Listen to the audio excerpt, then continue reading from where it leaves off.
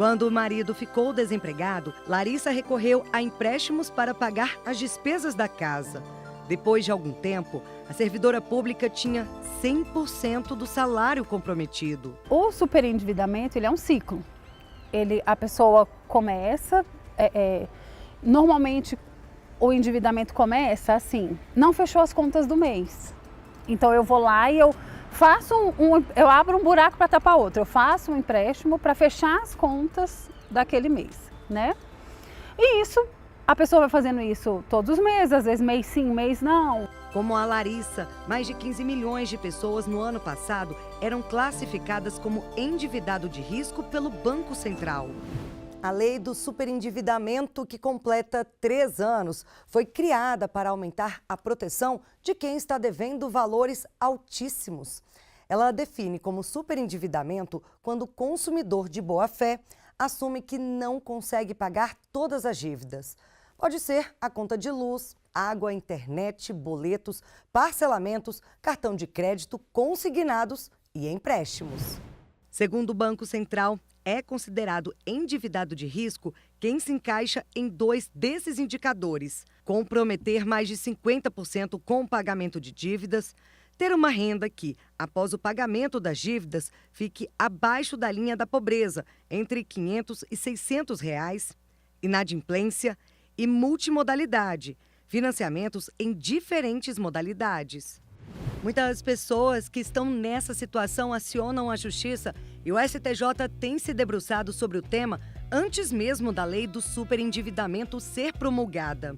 Em 2016, por exemplo, a terceira turma limitou em 30% os descontos na conta corrente utilizada para o recebimento do salário de um devedor que fez empréstimo consignado, porque havia risco à subsistência, ou seja, poderia prejudicar a sobrevivência dele.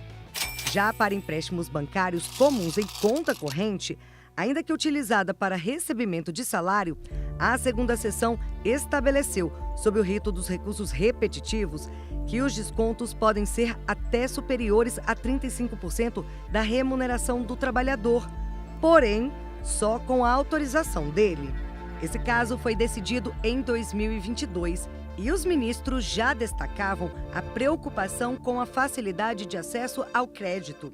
Para esse advogado especialista em direito do consumidor, as decisões do STJ têm um papel fundamental para quem está passando por essa situação. A lei, normalmente, nasce de uma demanda da sociedade. Então, ao longo dos anos, dívidas eram cobradas de natureza trabalhista, de natureza tributária, de natureza alimentar, pensão alimentícia, honorários, salários, enfim.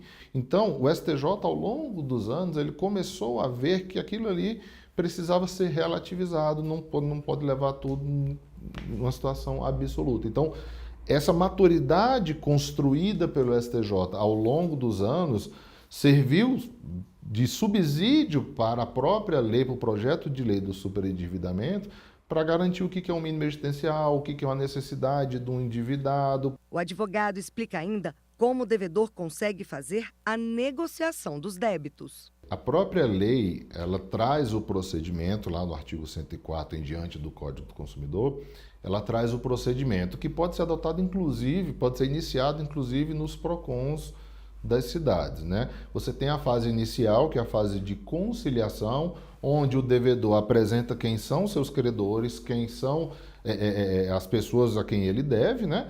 Quanto que ele ganha e de que forma ele pretende pagar aquilo ali.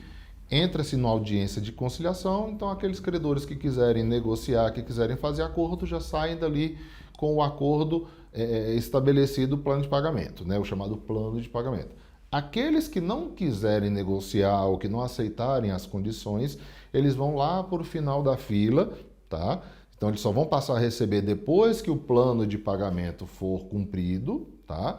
E eles ainda correm o risco de receber os juros e os encargos na forma que o juiz estipular, e não aquilo que prevê no contrato ou no título de crédito. O superendividamento, ele traz todas